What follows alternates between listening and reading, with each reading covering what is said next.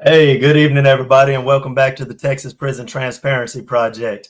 This is number 17, and tonight we're coming to you live, and we're going to talk about a very important topic tonight. As many of you probably already are aware, this month is Men's Mental Health Awareness Month, and it's a very serious, very heavy topic, and in many cases, very tragic. So tonight, first and foremost, our episode is dedicated to two people, Seth Anderson and Brooklyn Hallgrove. We'll get into them in just a moment, but this episode is dedicated to them and their memory. We're sorry we missed y'all last week. A lot of people asked what was going on, why, and all that. Well, I got really sick last week. First time I've been really sick since I've been out, and I didn't even know what hit me. So it was pretty bad, and it lasted about a whole week. So, I've been recovering, and tonight we're back. So let's get right in here. Mental health is not just a subject that's confined to the penitentiary by any means, but that's where we're going to start at tonight. So in prison, no surprise, mental health is such a big thing. I believe in the state of Texas, and I'm guesstimating here, there's probably about 30% of the TDC population is probably acknowledged, recorded as having mental health conditions, right? 30% maybe, and they're getting some form of treatment. The effectiveness of such treatment is, well, it'll be a subject of conversation tonight, but in all actual reality, if 30% of the population is acknowledged to have such issues and problems, the reality of it is probably closer to 70, maybe 75%. I mean, you think about it. Most people in prison, vast majority, there's always exceptions, but most people come from broken homes, bad backgrounds. They had rough upbringings for many different reasons. Problems. Addictions, dependencies, codependencies, and lacking in coping mechanisms. A lot of them don't know how to cope. A lot of people with these issues, they turn to drugs and form addictions because they don't know how else to cope. They want some type of escape, some type of relief. I've had people tell me, I just want all the voices, all the noise inside of my head, not necessarily voices, but the noise in my head. I just want it to stop. I just want it to shut up and be silent. And they can never get it to be silent. Well, and let's go deeper than that. So we say we estimate about 30% come in acknowledged. Even out of the 30% that are acknowledged, I say 10 to 20% of those don't actually receive help. Yes. So, I mean, it's there is a bit of a stigma on the inside about getting mental health treatment, getting on the psych load, being called as they're referred to on the inside, a psych patient, right? It's kind of a derogative term, to be honest. On the inside, at least that's how it's treated. Mm-hmm. And I assume a lot of people would be embarrassed to, especially men, but not just men, but a lot of people would be embarrassed to admit that they have mental health problems or mental health issues. Makes you weak. I seen a reel just today of a man that had like 135-year sentence, never getting out. And they asked him, if you could go back and do one thing before you got locked up, before you committed an offense, what would it be? And the man said, man, I wish I would have asked for help. He said, I didn't know how, and I didn't know who to ask. And in all reality, I mean, how many people, man, when you're a teenager or in your early 20s and you're struggling, you don't know if what you're going through is normal or not. You don't know if that's how it's supposed to be, if everybody deals with this. And especially if you come from a background where it's all involved anyway, so that's the normal for them. Yes. They see struggle, and that's just normal for them. So they don't know to look outside the box and say, hey, this isn't normal. I need help. But that's actually something I've struggled with myself, man, is the ability to ask somebody for help. Like, I've actually, when I was still inside, I had conversations with mentors, field ministers, all kinds of people. And we've talked about this exact subject. Mm-hmm. And I would tell them, like, who do I ask? What, and what do I say? I don't really know, and that's a problem. If you don't know and you're unsure, then you're probably not going to do it, and it's a very good question, man. Oftentimes, on the inside, this mentality is developed where you don't never want to show no weakness, no vulnerability to nobody.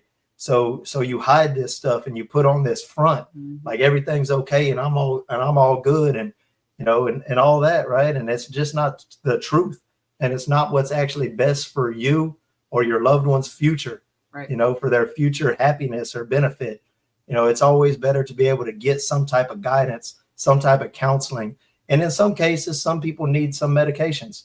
For the most part, personally, I don't really like pharmaceuticals. I don't trust pharmaceuticals, to be honest. But some are needed. But yes, there are cases where they are actually needed, and on the inside, the people that do get treatment, it's just, to be honest, it's just not enough in probably 99% of cases. They do the least amount, and it seems to be, I did 25 years in there. I watched this the whole time. It seems to be that the medications they do give, I don't know if they're the proper medications to prescribe, if these people are being properly diagnosed or not, because they don't undergo no real counseling. Well, the issue with medications is they're using a lot of archaic antidepressants and things like that, because anxiety is hard to treat without benzos. Can't have benzos in a prison. No. People really shouldn't take benzodiazepines anyway. They're narcotics. They're dangerous. So they're using archaic medications that don't work for a lot of bipolar disorders, schizophrenia, anxiety disorders. And they're also saying, okay, well, we're going to give sertraline, for example, and we're going to give it across the board, whether it's the medication that's really needed for that person, because not everybody's going to respond to the same medications. Another problem is you have people getting their medications and selling their medications. Yes. So I've seen a lot of that. And I'm not real conversant right. in the medications that are prescribed for these type of issues. But some of the most common ones that I've seen get prescribed to people on with psych conditions is like Thorazine. What is it called? Tegretol. And I don't know if this is a proper name or a slang name, but Cogitlins. And then I don't really know that might not be the right name, but these are very common and they're very commonly sold, because a lot of people don't have no outside help or support. They're not able to go to commissary and buy decent hygiene to take care of yourself, or coffee. Coffee is a really big thing in prison, really big. Like they would rather have coffee than anything else, right? A bag of coffee. So they'll sell their medications for stuff like this. Guadalupe, I see you. She says, my son had to be on mental medication. He was in SEG, but he don't know how in SEG. They gave him K2 spice, and he died January 2025. He had told her his meds were never given right at all in SEG. I'm very, very sorry to hear that. Yeah, that's terrible. That's SEG is an issue where mental health cases. That's probably where it's most extreme at, and that's no surprise either. You're locked in a concrete box. I did 8.5 years back there. A concrete box. What I personally call it is a human kennel. Real talk. A human kennel for at least 23 hours a day. And very often it's 24 hours a day, because you're supposed to get 1 hour of recreation and a shower. And oftentimes you never get that. Right. Short of staff, we're not running recreation. They may just not give you a shower for no reason. Oftentimes they'll try to, I'll give you an extra tray or an extra Johnny sack, for your shower, or if they're running rec, for your rec and your shower, they'll buy it from you so that they don't have to do it. Very common practice. And a lot of people will do that. Actually, I'll take the extra tray. I can bird bath in my sink, but I'm hungry. Right. And it's a terrible feeling being hungry. Right. I've often said in the past that I believe it's kind of sad that an inmate's biggest source of joy on the inside is simply to have food in our locker, so that we know that if we get hungry, we have something to eat. I don't care if it's just a couple of soups in there. That gives you a sense of security, right? When you don't have nothing at all, you're kind of desperate, and it creates a desperate feeling in you which, easily leads to anxiety and easily leads to very poor decision making. Well, what am I going to do? What can I do? What are my options? How can I get some food? Right. And that leads to all kinds of really bad decisions being made. So mental health, man, what do we do about it? What, for one, like we said in the beginning, there's probably about 75% of the prison population dealing with mental health issues to one degree or another. And yes, just like you said, Matt Wise, food is money. Food is considered currency on the inside. Absolutely. Glad you made another, Matt. Very glad you made another. Welcome. Well, and I want to talk about anytime suicides are posted on the TDCJ troll page. Yes. You have half the people that comment are giving their condolences. They feel it in their heart. It's heartbreaking to them. And then you have the other half where it's like, oh, well, they're an inmate. Who cares? Some of them even get more vile than that. Yeah. And it's the loss of humanity. Yes. It is disgusting to me. So I want to go over, this is why we brought Seth and Brooklyn's story here, because they are two very different ends of the spectrum type of story that will show that sometimes you can see it's going to happen and sometimes you can't. So this is where mental health treatment and training on the officer side comes very, very big into play, and why we need different programs. So Seth Anderson was 37 years old. He was born June 2nd, 1987, and he died almost a year ago, June 27th, 2024 at the Ellis unit. Mm. His mother is Heather Rainwater. She's very dear to my heart. Yeah, good people. Yes, and she has shared the story with me. I was hoping she could be here tonight, but I didn't get to plan with her in time. It was my fault. But she gave us permission to kind of tell what we know. Seth had just gotten a new job that he was super excited for. Got a job in the bus barn on Ellis. That was a great job. I worked there. So, that was one of the best jobs I ever had on the inside. He had been communicating with family. There was zero warning for her. She had no idea that he was going into a depression. Yes. If he was contemplating it. I mean, he might not have been until the last minute. So prior to TDCJ, he had been diagnosed with mental health issues. TDCJ was aware of this. He, was, I guess, I'm pretty sure he was treated on and off while in TDCJ. I just don't know to what extent. But the point is, she talked to him a couple of hours like nothing was wrong. Yeah. And then a few hours later, got the call from the unit that he had committed suicide out of just complete shock, so. Can't even imagine, just barely entering midlife. And it's these kind of cases that are there warning signs. I'm sure, and here's, sometimes there are, sometimes there not. Correct. It depends on the people that are around you, that know you, that are paying attention to you, and it's on a men's unit, because he was not in SEG. He wasn't in restricted housing. He was in general population. When you're in general population, the brothers around you. And their habits and their behaviors. Well, everybody kind of has their circles, right? That their groups that they mess with on a daily basis. Have you ever come across outside of your circle? You're not really sure unless it's just something obvious. And there's plenty of them that are very obvious. Plenty of people with mental health issues that walk around the day room in circles, talking out loud to themselves, like all day long type stuff. Right. Other strange habits and stuff that people do just out of routine, whether they're even conscious of what they do or not.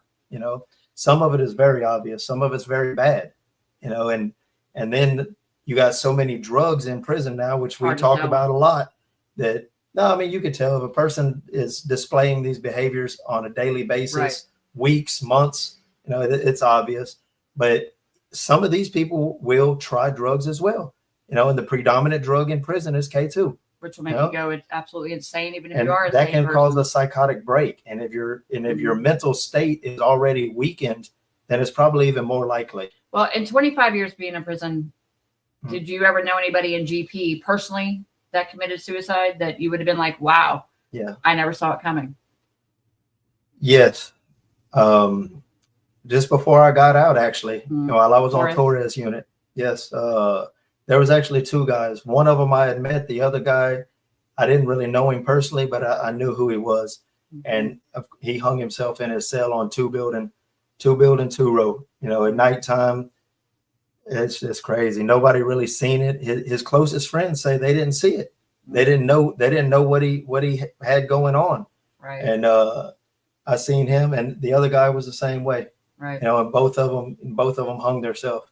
And you know, in there, it's weird because where there's a will, there's a way. Because there's nothing on the ceiling or anything you can hang yourself from, but there's a handrail that's attached to the wall that you use to step on this little bitty square on the wall to get up onto the top bunk.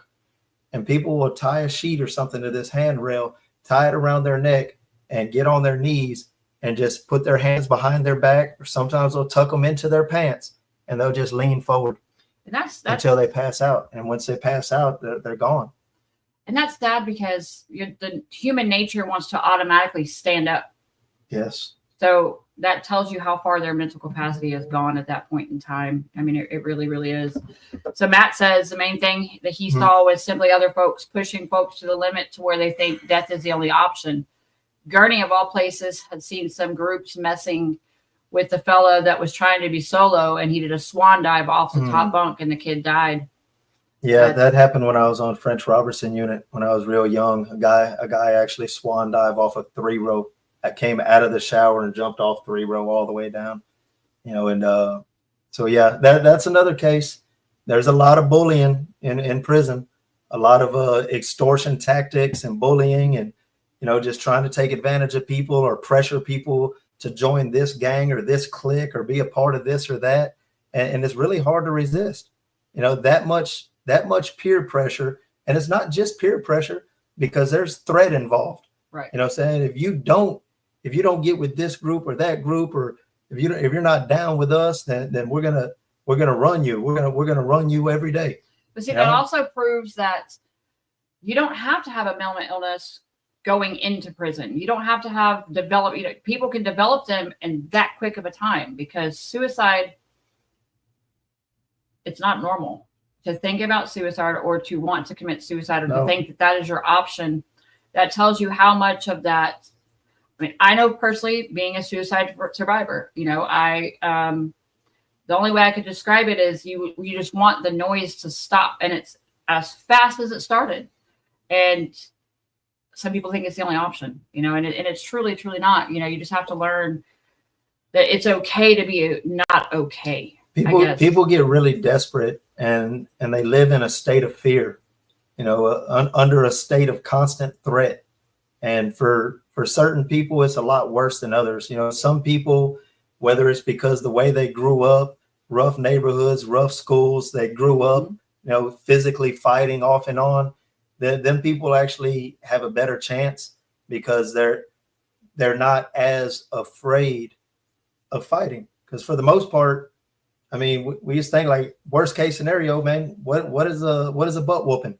If you actually get beat up, I mean, as long as you're not losing your teeth and going to the hospital with broken bones and whatnot, you know, what is a butt whooping? So what? Yeah, what do you do? True mental health patients. A lot of people live in an intense state of fear. Well, that desperation becomes too much at some point, and there's a breaking point. The biggest person somebody fights when they're mentally ill is themselves. Yes. And, you know, Jennifer, like she just said, the entire environment is completely traumatizing. It is. So, and this is, you know, so we have Seth's story where mom and dad didn't see it coming. You know, everything seemed like it was okay until it wasn't. You know, then we have Brooklyn. So Brooklyn's story.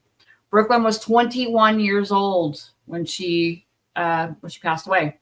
She was born December 23rd, 2002, and died on April 19th of 24 at the O'Daniel unit. So Brooklyn has suffered from major depression and other mental health issues since she was a very young child due to traumatic events that happened to her as a child. I think her mother's words can say this better than anything I can say. So I'm going to read it. She, you know, I understand why she couldn't join us tonight. She wanted to be able to hold it together to get the story out. So, yes. So you see, it doesn't just affect men, though this is Men's Mental Health Awareness Month.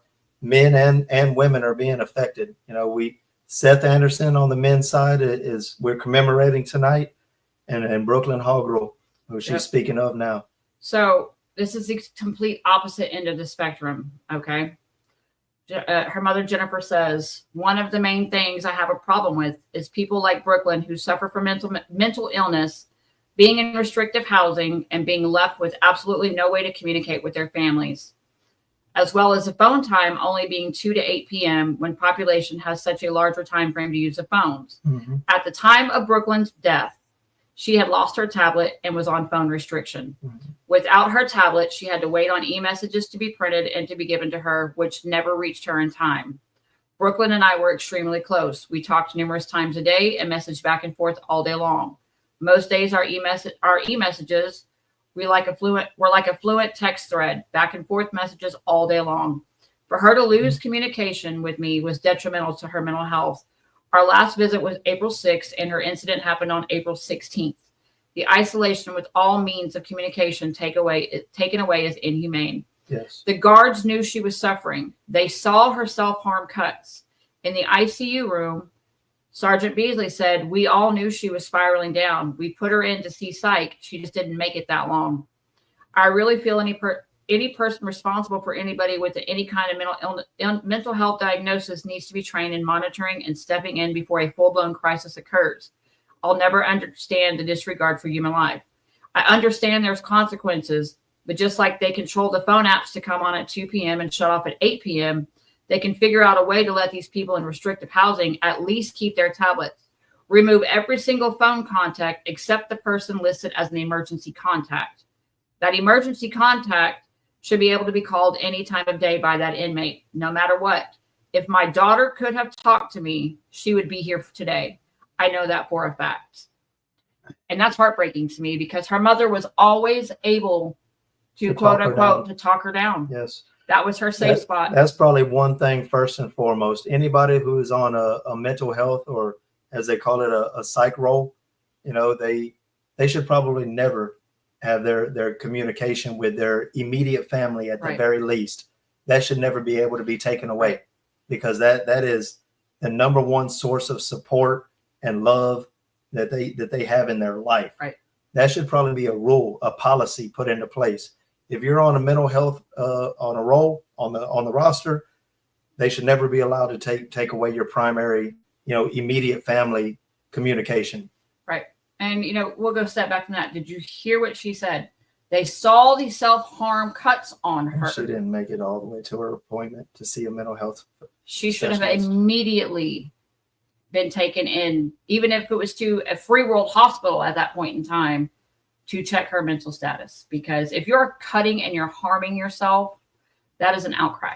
I don't think I've ever seen an inmate taken to a free world hospital for a mental health problem. Like if you can't get them all the way where they need to go, they need to go here. They go to Montfort. Well, a lot of the bigger units, the so-called 2250s, they have a psych doctor, a psych specialist that works there every day. Like 9 to 5 or whatever. Works there every day. Smaller units, though, they do not. If you have mental health issues, need to see a mental health specialist, you have to wait on an appointment. You have to catch a chain bus. You have to physically be shipped over there. Mm-hmm. And then, it's a whole ordeal. And that's another deterrent.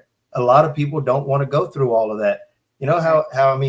You get somewhere, a housing area, a dormitory, somewhere, and you settle in and you finally get somewhat comfortable as you can get in there. You don't want to give that up to go on this chain bus ride, because you're not going back to the same house, the same bunk, the same cubicle or nothing. You don't know where you're going to end up. And a lot of people do not want to do that for that reason right there as well. Right. But there should easily be mental health specialists on every single unit in TDCJ. And one of them is not going to cut it. They probably need more than one, but we don't even have that. How many 2250s are in the state of Texas? I don't know off the top of my head, but those are the only units that have it available. And if they prescribe you medication, you have to be on one of those units in order to receive such medication. That's not okay. There's not enough beds. So you have to be on a maximum security facility in order to receive medication for a mental health problem. In the free world. So say one of us were to harm ourselves, just crying out for help, and the police show up at our house. They're going to take us to a medical hospital for evaluation, who then can refer us to a mental health facility. It's called they do a 24-hour hold or a 72-hour hold. Why isn't that happening in these prison units? If somebody is cutting themselves or even saying that they're going to harm themselves, why aren't we taking it seriously? Because there's so many other issues to be dealt with every single day. So much going on in these day rooms. The chronic issue of being shorthanded. So her mom is saying they previously had moved her to a place they called the Ice House there at the O'Daniel unit for a 72-hour stay where she was watched every 15 minutes. They didn't even do that the week of her incident. So she didn't even get moved that week. So the week that they neglect to do their duty, follow this policy, that's the week it happens. Just like that. So to me, that goes back to, we need staff to be more trained for suicide awareness, for behavioral intervention, that whole entire spectrum. I agree, but you have to have enough staff to be able to do this. For the first thing, that's always going to be the number one thing. We're shorthanded. We can't do all that. Okay, so I can fix that. Not all, but some units have suicide intervention teams. Yes, okay? That's a fairly new thing. Why don't they all have them? Okay, True. Then you have field ministers. They, they should all be, trained in this too, which I'm sure they are to an extent. Mm-hmm. I'm actually waiting on one of the field ministers at one of the units to send me back a statement that he has that I wanted his take on. What's the aspect from a field minister's point of view? Then you have life coaches. Yes. There's plenty. Okay, so if we're going to be short of staff, we all know that. Then use your inmate population. Correct. Use them. The appropriate ones. And these field ministers and life coaches, they're fairly new. Those programs have only rolled out in TDCJ within the last 5 years, probably less, and it's a great program. It's absolutely great. They need to actually increase it. Right. I believe I've said on here before, there should be a field minister and a life coach on every single wing in prison. And they should walk SEG every single day, probably multiple times a day, because SEG, what do they call it? Restrictive housing these days. I guess that's the new politically correct term. Restrictive housing. It was always ADSEG, administrative segregation, right? The human kennels. And man, like I said, I did 8.5 years back there, and I've seen people, man, bro. I mean, it's hard to describe. Like, to be realistic and not exaggerate, I've seen people that are all the way 100% mentally broken. And I witnessed this happen to my own personal guesstimate. Man, 70%, let's say, and I'm trying to be probably conservative. 70% within the first year or two being in SEG, it breaks you mentally to one degree or another. Either there's many people that it'll be a small quirk, something in their mannerisms, or they'll gaze off into space, or people develop OCD, like terribly, like they cannot rest or relax if there is a single dust bunny on the floor. And I'm not exaggerating. The toilet paper is not just right. If everything is not arranged in their cell in the exact place that it's supposed to be in, like extreme, and it's common. So I see everything from small quirks and mannerisms to the extreme OCD to people that, I don't want to be too graphic or anything, but people that rub feces all over themselves and paint their walls with it and use the restroom in their sink and have piles of dirty linens in their cell, and they never shower, they never come out. That's a very telltale sign of mental illness. Oh my God. Very telltale sign. Matt just said, Shu was worse than Jen. Don't put me with myself because that guy's a prick. That's yes. You're right. That's where you get to know yourself for real. Right. And I also suffer from CPTSD and generalized anxiety disorder. And there was a time in my life where I shut myself off completely from the world. I thought that was the best thing for me to do, only to realize, years and years of conditioning myself to do that, it was not the best thing for me at all. I became antisocial myself while I was in SEG.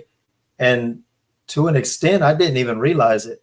I was lucky enough. I met some really good guys in SEG, and they turned me on to education because I was young, and they started sending me these books, and I would read them, and we would have discussions and debates about them. And anyway, that's where I began my education, which has never ended. I developed a love and a passion for knowledge that I still have today.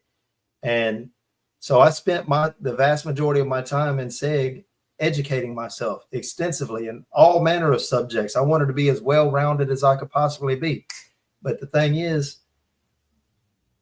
as I became more educated, just to be honest, I started to look down on people around me like, man, I don't want to associate with these people or those people or this person or that person. They're not doing nothing with their life. That was not okay for you to do. It wasn't. But this was the beginning of my anti-socialism. Right. And I started to develop this, to be blunt, and I'm not proud of it, but it was contempt. I started feeling contempt for the people around me. And I was young, no excuse, but I was in my 20s. And before I knew it, I stopped talking to people, and this went on for like an entire year or more. And one day they moved a guy in the cell next to me, and it's the cell. On the side of the cell, we got a little bitty slit in the side of the door where it slides back and forth, and you can look over here, and he's about 5 feet away, and we could talk out the side of the door to each other. And we had a conversation that probably lasted close to 9 hours or more. Long, rambling conversation, right? And I woke up the next morning. I didn't have no voice at all. I wasn't hoarse. I literally had no voice at all whatsoever. Like, I had not used my voice in so long, especially not for such an amount of time. I lost my voice just from having a conversation, and that's what made me realize, like, whoa, man, this ain't normal. Right. What are you doing? What is wrong with you? And I realized, man, I hadn't been using my voice, and that's not good either, man. That's actually a mental health problem as well. Right. And that's another telltale sign. When somebody starts to get so distant, they stop. Yes, disassociating. They stop communicating. These are telltale signs to realize, this person's going through something. Now let's go even deeper with this. Officers suffer greatly. I mean, law enforcement, corrections is, I think, like the third highest number, rate of suicides, because of all the stuff they see. So we cannot forget the officers are impacted as well. That was a big one on my mind as well. Heavily impacted. I would have really, really loved to have had an officer that was brave enough to come on here with us tonight and actually speak about their experience. Some of these officers that work 5, 10, 15, 20, 25 years in the prison system. We talk about quite often how traumatizing it is for an inmate in there. Yes, these people get to go home at night or after their shift, but they have to come and live this for 8 hours, 12 hours, depending on where they're at a time every day. And they see some horrible things in there. And they get treated very bad too in a lot of cases. A lot of them are assaulted, spit on, dashed with all manner of foul stuff, and they witness the worst, some of the worst aspects of humanity that you can imagine, and a lot of them, that's why we talk about officers that become callous. Their hearts get hard, like their conscience shrinks, and I understand how it happens, but it still ain't right. We have to remember that dehumanization is happening on both sides of the wall. Behind the walls, outside the walls, everywhere. And TDCJ doesn't exactly have the greatest training or the greatest resources for their officers either. They do have some. Yes.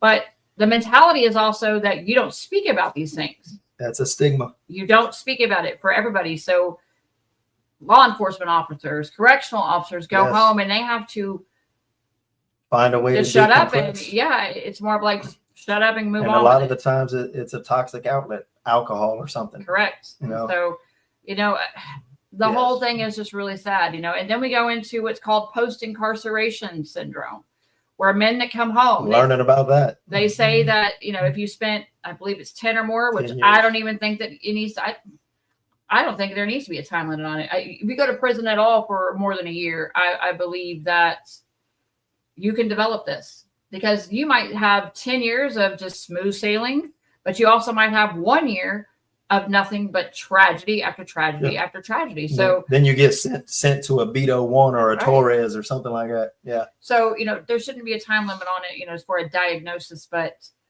post-incarceration syndrome is extremely real, and there's like zero resources out here. We actually are about to start a support group for parolees. Yes. And people that are dealing with post-incarceration syndrome here. Trying to transition out here and adapt and change your mentality from however many years you've been conditioning yourself to understand, walk through and survive the prison world. Right. To transitioning out here to this quote unquote free world mentality. It's a big transition. One thing that's several people that I mentor, it's very common in all of us. When we first get out, we average about 2 hours of sleep a night. That's it. Yes. And we're not tired or exhausted. I mean, that's just all we can sleep. We can't sleep no more than that. And that lasts about a week, sometimes 2 weeks, and you'll slowly start increasing your sleep. But, people need to know that this is normal. Right. I've talked to many people that done time, and they get out and they get connected with me through one way or another, word of mouth. And they just need to know that this is normal. Right. You're not messed up. You're not tripping. You're not going crazy. Your body and your mind are adjusting, and that takes some repetition, and it takes a little bit of time. Absolutely. But what helps with that is understanding and having somebody tell you there's nothing wrong with you, bro. You're going through this. This is a big change in your life. This is to be expected. It's okay. Right. That makes so much difference. Gives a person so much relief. It's huge. Yep. So post-incarceration syndrome is something I had never heard of, but I'm experiencing it. I've a lot of adjustments. I mean, me personally, I was locked up from a very young age, my teenage years, all the way till I was 42 years old. I just turned 43. So it's been a big, big culture shift for me, and that affects my mind, my mental. I observe everything, and I try to figure out, well, what is normal and what is natural out here, because it hasn't been my norm. Right. Right. And so what can we do moving forward? I know that there was a board meeting recently for like the health and mental health services that are with TDCJ. And I do know that there was talk about opening up a unit, strictly a whole entire unit that's nothing but mental health. Well, they have Jester 4, which most people refer to as J4, and the Montfort unit. Yeah, but that's not strictly mental. I'm talking but a large mental. part of it is, but not strictly. But not just one unit. They may be talking about opening one unit, but we have 160,000 inmates in the state of Texas alone, right? Yeah. Somewhere in that neighborhood, right? 160,000-ish. And yeah, we would, if 30% of your population is acknowledged to have mental health problems, and we know for a fact that it's a greater number than that is going undiagnosed, then you really need several of these facilities that are strictly mental health facilities. And I absolutely do not mean nothing like an asylum, nothing like a madhouse, none of those stereotypes that come to mind when you think of stuff like that. Absolutely not. That's not going to help anybody. But places that are dedicated to treating that, not just with medication, but with actual therapy, psychiatry, psychology, social workers. Sometimes you just need TDC doesn't even have a caseworker. You don't have nobody you can actually go talk to about your problems or your issues or what you're going through. Well, not even just that, but you have NA and AA. It's not available at all of the units. But why don't we have mental health support groups, like life coach groups? Hey, every Wednesday or every Wednesday and Friday, we're going to have, dorm meetings or just something. Every single dorm should have its own form of support group, because who knows the men in that dorm better than the men and the women in those dorms? I could see something like that on faith-based wings, on incentive dorms or units and such, where people on the wing, the vast majority of them, are striving to better themselves and to elevate, right? Okay, well, but on a normal wing, though, the average wing in prison, I mean, it's hard to actually give people a realistic picture of this place, man. I mean, it's full of smoke. It's full of chaotic noise that never stops. The TVs, the screaming, the beating on the tables and rapping. And so do you think that if you gave these outlets, so create these outlets and no one's going to come? Because I don't believe that. I think a lot of people are doing the stuff they're doing because they only know that way. But if they really had the resources and the help, I know that I did drugs and I acted crazy because I didn't have the help and I didn't have a support group to turn to or a person to turn to that I thought would listen. But the minute I found something that would, I was there. It's possible. I'm not going to say it's not, because I've started a couple of inmate-led groups on a wing before for education, inspiration. We ran classes on learning finances and stock market, how to read the stock market, how to just educational stuff and inspirational stuff for the most part. So if 1, 2, 3 inmates decide that they wanted to start such a group on their wing, whatever day of the week at whatever time, you got places on the wing where you could write out something on paper and hang it on the wall with tape, boom, so that everybody will walk by, they'll see it and they'll be aware of it. It'll start very small. Your first group might only be 3 people. I just don't believe that such things will grow. Right. I don't believe in, well, let's just not do this because no one's going to care. No one's going to do it. Okay. That might be the case. But if we don't try, apathy is a killer. How will we not know? Apathy is a killer. Yeah. How will we not know if we don't try? Matt, I agree with you. He said bad thing is folks will use it selling stuff just like in church. And the changes program was BS too. You're not the only person we've heard that from. You're one of the many. I didn't take changes, but the equivalent of it is Voyager. I took Voyager twice. Those are life skills classes that are supposed to teach you these life skills for when you get out. And a segment of it is dedicated to mental health. Right. So, I mean, but what do we do besides bring in more doctors? We need one thing that wouldn't be as expensive as building these medical facilities, which are going to cost tens of millions, if not hundreds of millions of dollars to actually build them, because they're more expensive to build than a regular prison unit. Right. And then all the money involved in hiring health professionals that actually are equipped to deal with this. Well, a lot of that flows through the UTMBs and such, right.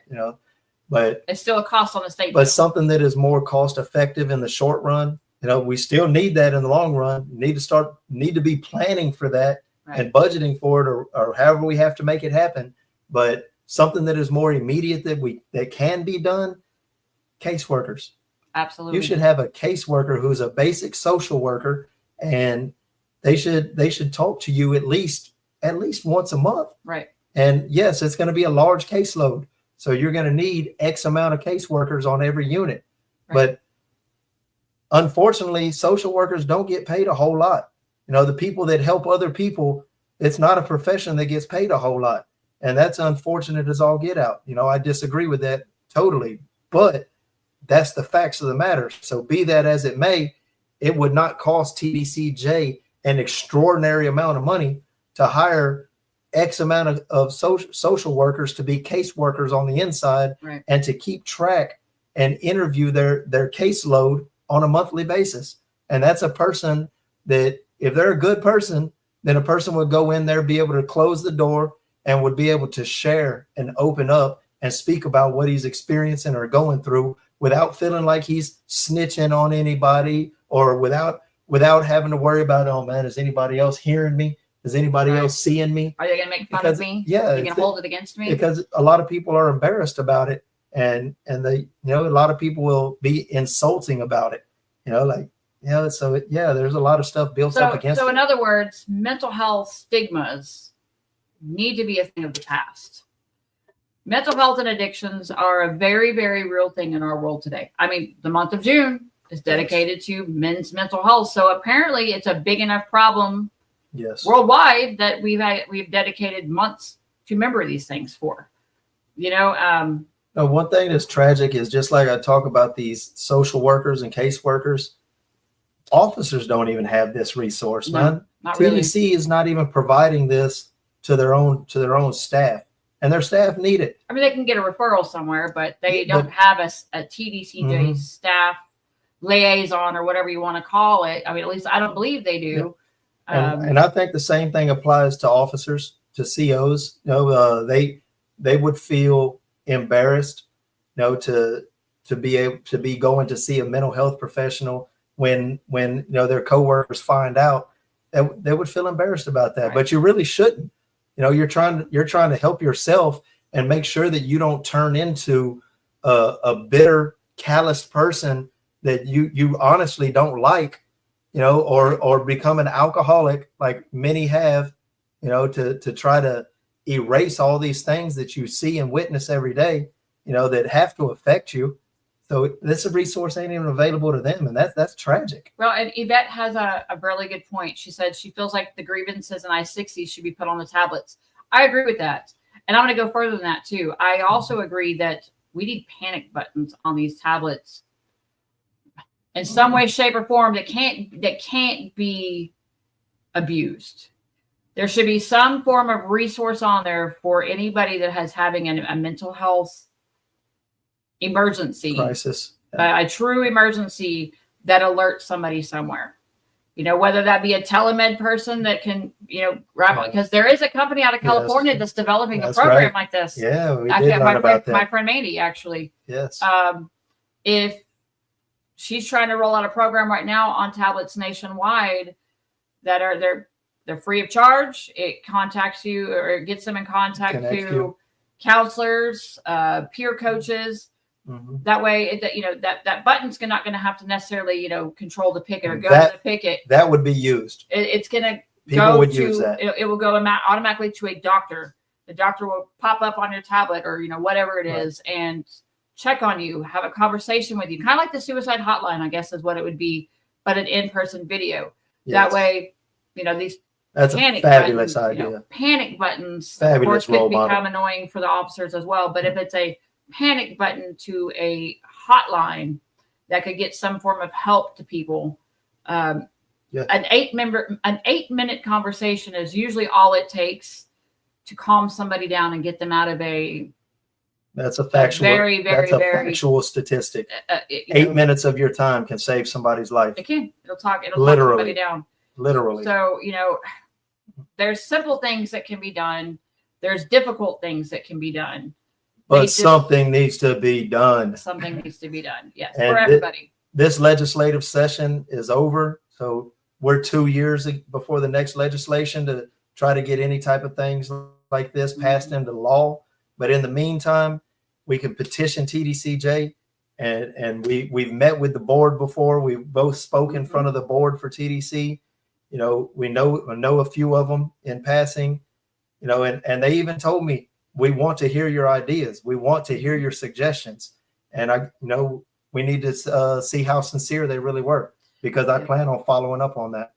Yes. But yes, the whole thing though, mental health, inmates, male, female, guards, post-incarceration, coming out, it's across the board. The thing is, I guess my message, what I want to tell people is, man, there's no reason to be embarrassed. Right. And if some other people, whether they be your coworkers or whether they be other inmates, if they think less of you or something because you have sought mental health help, then hey, bro, they're probably not really your friends. Right. They probably do not genuinely care about your well-being. And you should always take care of yourself. You want to be a better version of yourself tomorrow than you were today. That should be the goal every day. And whenever you think of your future, who and what do I want to be? What do I want to look like in 5 years, 10 years? Take care of yourself and don't worry about other people's opinions, because your life ain't theirs. It's your life. Right. And for the families, I would say, your loved ones the most. A lot of families have reached out to me saying that they're concerned about their loved one. They've tried reaching out to the unit to get a welfare check, basically to be hung up on or to be told, oh, no, they're fine. But if something happens, you're the next of kin, you'll get a call. And sadly, there's been a couple of times where within an hour or two, they've gotten the call saying, hey, they didn't make it. Well, what do you mean they didn't make it? Yeah. Anytime a family member sincerely calls a unit and says, hey, I am concerned for my loved one, it does not take too much of your time to go look at them through their door, find them in a dorm, find them on the job, whatever it is to do. It's a wellness check. Put your eyes on that person. Yes. Okay. That's all they're asking you to do. But they just pick up the phone or the walkie-talkie and call the wing that he lives on, and hey, go look at this guy, whether he's in the cell or the day room, make sure he's all right. Do a wellness check. That's the actual lingo. Mm-hmm. Do a wellness check. Doesn't take 5 minutes. They do it. They go back to the picket. They call back up to the front. Yeah, I've seen him. He's in the day room, the cell, whatever the case may be. About 8 out of 10 times, that's not happening anymore. No. And if you call to ask for a chaplain, they'll tell you, oh, well, we don't have a chaplain here, or you're not allowed to talk to them. And why? Why is this happening? Like, one thing, one reason, not just one reason for that, but one thing is for all the parents and loved ones out here in the free world that have people on the inside. I know you care about them, but oftentimes one of the reasons for this is because this is being abused. People are calling the units. I need you to go check on my loved one. He ain't talked to me in 2 days. I need you to go check on my loved one. He's done this or that. Sometimes if it's legit, it's legit. Nothing wrong with that.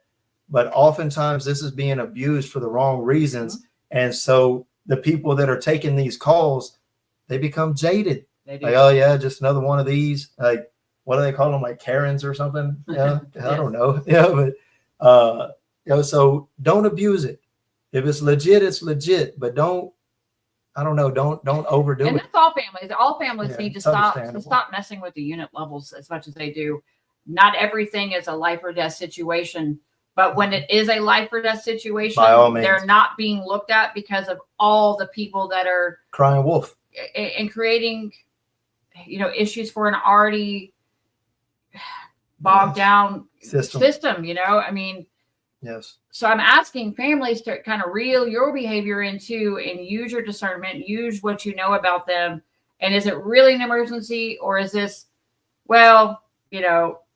kind of being dramatic for whatever reasons on either side, Yes. Life endangerments are one thing, and they should all be taken seriously. But unless we reel ourselves in as family members on the outside, the system doesn't know to take us seriously anymore. And encourage your loved ones on the inside to sign up for the appropriate courses and classes that are actually going to help them and build them up. There's cognitive intervention program. I loved it. I took it twice.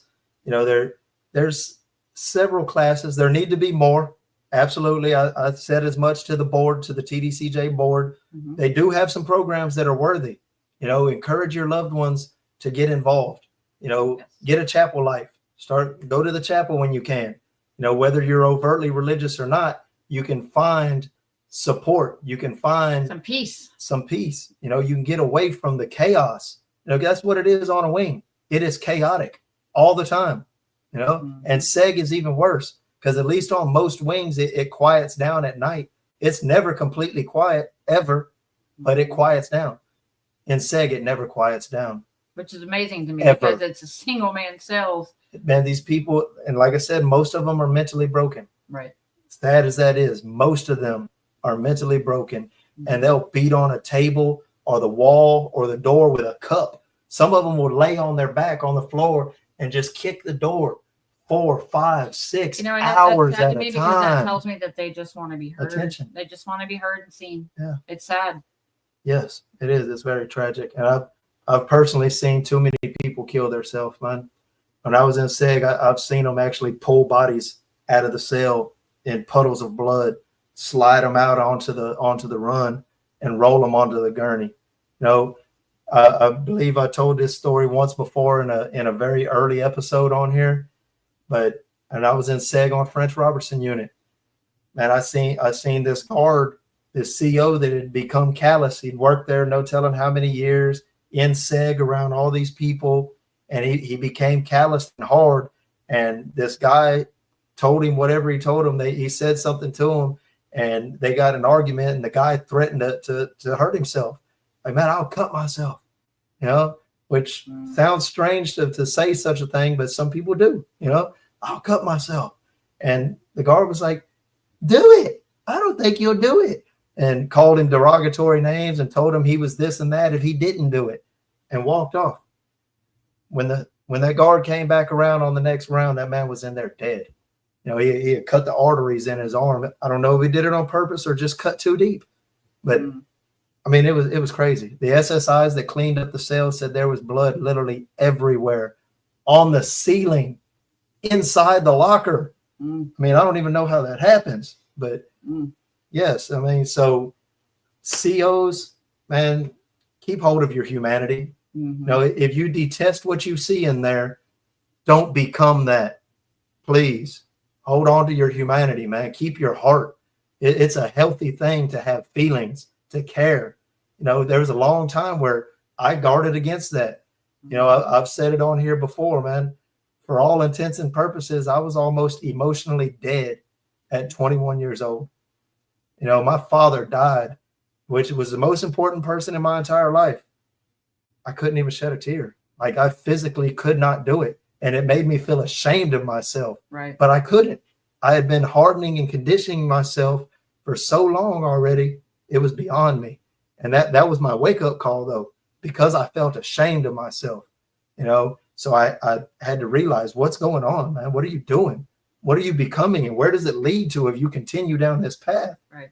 And I didn't like the answer to that. So what do you do about it? And just like it took years of conditioning myself to that point, it took years to tear down all those walls. But man, it is so worth it. Life is so much more vibrant when your emotions are intact and you actually feel, you care, your heart works. It just makes life so much more beautiful, man. Right. Well, we're almost out of time, but I'm going to end it with this. Okay. Again, we've only mentioned 2 of the 64 people that died from suicides in the year 2024 in Texas prisons. The year before that, in 2023, was 62.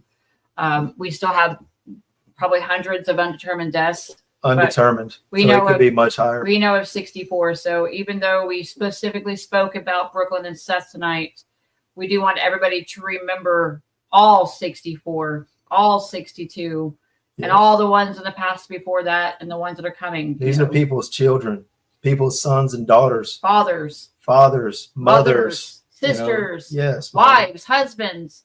There's people that love these people somewhere, even if you don't know them, And my closing comment would be this: for inmates, for COs, for anybody who's going through struggle and hardship mentally and emotionally, man, love yourself. Well, I always had the attitude that I remember literally thinking this to myself word for word, man, even if nobody else loves me, man, I love me. Zach, thank you. He said, man, I'm a CO and I fight every day to be stone cold and just try to be kind and fair, not too hard and cold to these inmates. Thank you for that, Zach. That means a lot to us. That means a lot. So I'm going to end with saying this because I found this information out today as well. So the man that raised Brooklyn as his own is actually an inmate in SEG at McConnell and has been. Generational curses. And has been since he found out. So he has had to deal with Brooklyn's death. The death of his child, his daughter. Alone. While he's in administrative segregation. For, the last year and a half. So everybody keep them in your prayers. Keep everybody's mamas, daddies, sisters, wives, brothers, fathers, everybody, all the family members, keep these officers in your prayers because they see some really, really bad things. Yeah. The inmates, you can have somebody that doesn't have mental illness, will experience a suicide. My son has experienced, drug overdoses and knew some of the inmates where he's at that have committed suicide, and it affects everybody. Yeah. Everybody alike. Nobody is immune to the effects of suicide. Or any mental illness. Life is precious. It is. Life is precious. It's the greatest gift that we're ever bestowed, and it should be treasured and it should be celebrated. don't be afraid or embarrassed or ashamed to care. You know what I'm saying? Take pride in that. You know what I'm saying? Don't worry about other people that have less mature opinions or mentalities. Don't be afraid to care, man. Don't be afraid to have a heart. You know, officers, y'all get tagged with this. Oh, that person's inmate friendly. You know what? Let them have their opinions. You know, as long as you keep it professional and you don't cross certain lines, you're doing nothing wrong. And you can be satisfied and happy with yourself when you go home every night and when you wake up every morning, because you can actually like who you are. And that's what's most important, how you feel about you. Right. Well, for Miss Jennifer, Miss Heather, thank you guys for allowing us to share your children's stories. It's y'all are very dear in my heart. And I hope y'all find peace and solace. I do. We're always here for you guys. If anybody needs any kind of help dealing with mental health issues, or they have family members in the system that need some direction with mental health, please don't hesitate to reach out to either one of us. We can't solve every problem, but we can either point you in the right direction, or we can try our damnedest ourselves to get you some attention. And for those who have got loved ones who are recently out, or even if they've been out for a little bit, who are experiencing trouble and struggle transitioning within the next probably 2 or 3 weeks at most, next 2 or 3 weeks, our support group will be starting up. It'll be at least once a week, and it'll be virtual, online like this, and it'll be private, strictly confidential. And it's where we can come and speak to each other openly and freely. And a lot of us are going to have men and women, because I've spoke to female formerly incarcerated, and we have a lot in common. You know, so all people that want to come to these groups, that will be welcome, and we'll be able to open and share and find help and support and lift each other up and give each other strength, because there is a way. There's many people out here proving it. There's people getting out of prison, being successful, starting families, starting businesses. You know, it's possible. It's more than possible, you know, but support's there. You just need to find your way, find the path. And we're here to help. You guys are not alone. All right. Good episode tonight. If anybody has any questions, please never hesitate to reach out to us. You know, we're always here for you guys. Always. Y'all have a good night. Stay free.